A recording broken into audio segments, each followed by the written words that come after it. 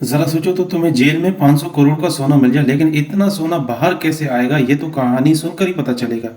कहानी की शुरुआत होती है जोंग नामी एक राइटर से जो कि फिल्मों की कहानियां लिखता था। जोंग अपने प्रोड्यूसर से मिलने कसिनो में गया जहां पर प्रोड्यूसर किसी और राइटर को पीट रहा था क्योंकि उसने समय पर कहानी पूरी नहीं लिखी।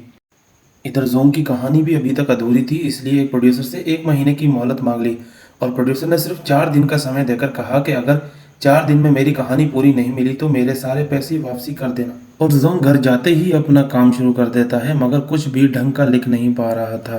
तभी उसने अपने दादाजी का भेजा हुआ एक्सबॉक्स देखा और उसमें एक खत था।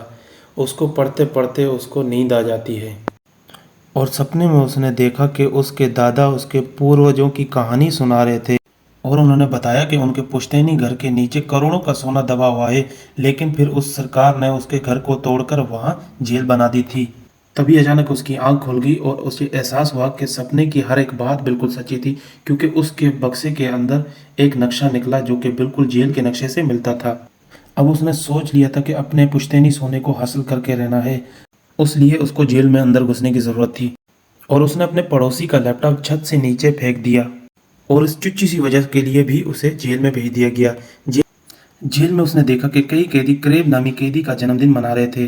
फिर क्रेब जोंग से मिला और उसने बताया कि उसका भी एक जोंग नामी बहुत करीबी दोस्त था, इसलिए क्रेब ने जोंग को अपना दोस्त बनाकर हमेशा के लिए रक्षा करने का वादा किया। बाद में जोंग जेल में मौजूद बरकत के पेड़ के पास गया क्योंकि उसके पास पुराना कुआं मौजूद था जिसके अंदर वो खजाना छुपा था।